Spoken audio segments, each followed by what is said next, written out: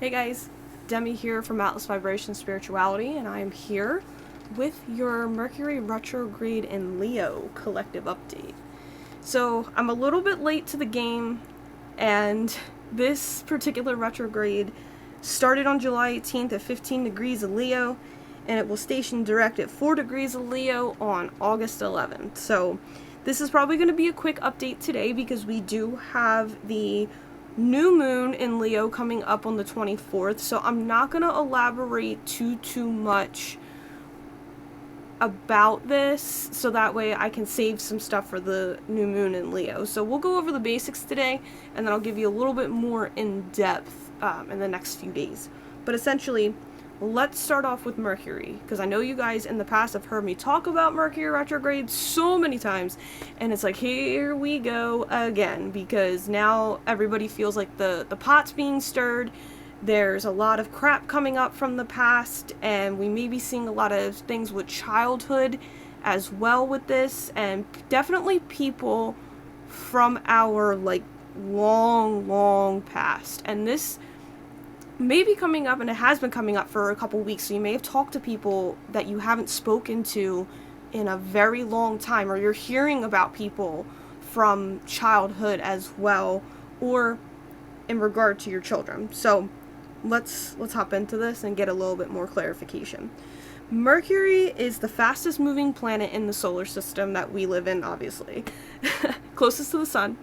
So its orbit is shorter than any other planet. It's the warmest planet, and it just moves super quick. So Mercury rules how we mentally process things, how we think, and also how we verbally speak. It also rules communication, so anything to do with communication. And that could be, once again, literally how you speak, thinking before you speak, writing things down, any type of communication. And it rules technology as well, along with contracts and agreements. So that is us essentially signing contracts for a new job, starting new business partnerships. This is what Mercury governs. And also travel, any type of travel. So whether that is a train, an airplane, your car, a bicycle, anything that you use to travel with. So these are why Mercury rules these things, and there's a lot of misconceptions about Mercury because everybody's like, oh my god, this is terrible. And I understand why, because this particular planet goes retrograde 3 to 4 times a year, and sometimes it retrogrades back into 2 different signs. Now, we're not getting this with this retrograde. This is going to stay in Leo the whole time, and it'll be here. So it's going to be a little bit more easier to focus on. But what's going to be difficult is we're reviewing how and what makes us happy. How do we self-express? How do we create? Where are we in this individual state and individual mindset of who we are?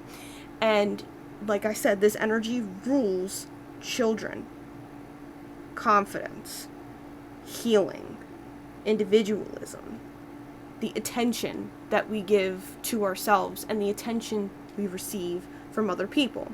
Leo is a fire sign. It's a positive polarity. The planetary ruler is the sun. The body parts it rules is the hair, the heart, and the chest. Its symbolism is a lion, and it's ruled in tarot, and it governs the cards of the sun and strength. Those are the 2 that it is associated with. Now, with this being said, we are also reviewing playfulness, generosity, and how we have fun. And this energy does come with a lot of shadow energy that can be very self-centered, very, I didn't want to say vicious, but it can be when we get too much into ourselves and we start demeaning other people and we start only focusing on ourselves. Now, keep in mind that for those of you that have been listening to me for a long time and know that I like to teach in the way that Aries is the first fire sign, then it goes to Leo, and then it goes to Sagittarius, and it matures through each sign. So granted, we're taking everything that we have learned from Aries, and I personally do believe that, like I've said in my last video, that we take every zodiac sign and it comes with that energy follows through to every zodiac sign. So every sign before Leo is in this sign. So now we're seeing who we are individually, how we express ourselves, and what that makes us think about, and essentially what this retrograde is, how can we express ourselves? We're reviewing how and what makes us happy, what makes us live for the purpose in life. Where do we need to think more positively? Where do we need to be a little bit more self-expressive? How can we be, I don't want to say the center of attention, but how can we be the center of our own universe? Because technically everything does revolve around the sun in our planetary system, at least the planets do.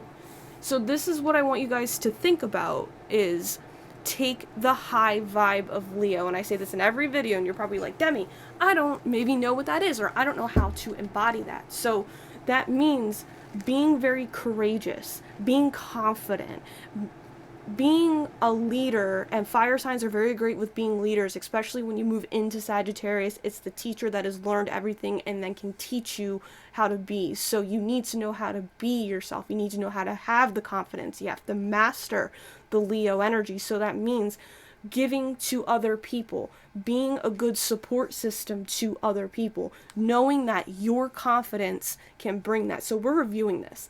And so we're also thinking about our childhoods too.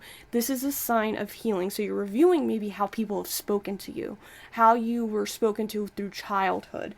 How were you heard? Were you seen? What are the reflections that you were seeing in this healing process with your mind and how you speak from childhood? So it may be bothering you that people haven't spoken to you since your childhood. People maybe have left your relationship, that it was a childhood great friendship that you absolutely loved, and for some reason it's not there anymore. And how are you going to be more positive and weed out what doesn't make you feel good about yourself, and verbally expressing that, saying those things, focusing more about what you would like to say. And this can manifest into conversations of you maybe dominating the conversation, or you're seeing that maybe others are dominating the conversation and you're not able to get in what you want to say. So it's very tough, and it's also that healing aspect that we need to take care of. And even too for your children, for those of you that do have children, you may find that your children are trying to express to you about things or issues from the past that have been coming up and how you don't hear them. Maybe you aren't hearing them. Maybe you're not actively listening to them, so that way you can be in this more positive energy for them. So this is what I want you guys to think about. And it should be a very positive change. And I want you guys to think about, where can you embrace your true creative nature? How can I be more confident with who I am?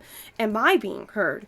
And remember, this is a sign of the lion. So the lions roar. Everybody knows that a lion is dominant in its own kingdom and its own, like, I don't want to say the circle of life, but you get what I'm saying. So the key issues that you should ask yourself if you're having issues from childhood and issues in general with this is, where do these issues come from? And we need to keep in mind that the last thing I'm going to leave you guys with is Aquarius energy is its opposite. So with us being able to be self-centered, self-sufficient, independent, expressive, creative, being the individual, being happy, we may see spouts of depression to bring us into where we are, and help us move through into the light. Because when we're not living our true purpose is when we find that we're depressed. So where are we not living up to our true potential? And if we find that we're too caught up in this Leo energy, we need to move into Aquarius. And that means that we need to focus more on the friendship groups. And you may be finding too that you don't fit in with those friendship groups anymore, or you're finding that they bring you down because your self-expression is not being heard. So Aries is all about being intellectual, breaking free and rebelling and being different, but also just the groups in general that we feel that we are connected to. So if you're not sure about maybe where you stand or where this expression should come from, look at the groups of people that you surround yourself with. Are you happy with that group? And you could also, and just an example, your groups that you choose are the hobbies that you choose. So let's just say you're an artist and you're out in an artist group, and you feel great because you're with people that are like you. But if you're an artist and you're going out into the rave every night, and you may enjoy the rave every once in a while, but it's not truly you and where you fit, or you've been always going to the rave and you realize that you're truly an artist and you want to be in a more artistic environment because it doesn't make you happy anymore. This is what that energy means. And so it depends on where it's at in your chart. So the best way that I can say this will manifest into your reality is, for example, me, right? This is happening in my 11th house, which is ruled by Aquarius. Leo rules my 11th house, which is the basis of Aquarius. So I'm seeing where my friends and my groups, and it's similar to that, where they make me happy. So I'm realizing in some ways that none of my friends, or the people that I have hung around, they don't do the things that I like to do. I'll ask to go out and do stuff, and they will come with me, and I have a really great trine in my chart for friendship. So I do make friends very easily. But deep down around it, I'm realizing that I don't have a lot in common with the people who are around me.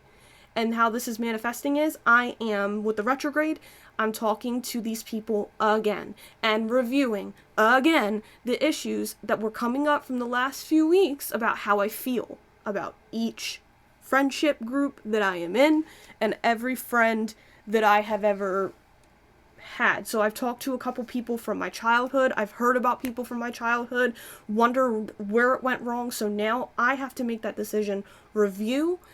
And once again, at the end of Mercury retrograde, we are always tested in that shadow period because it's technically moving backwards in the sky.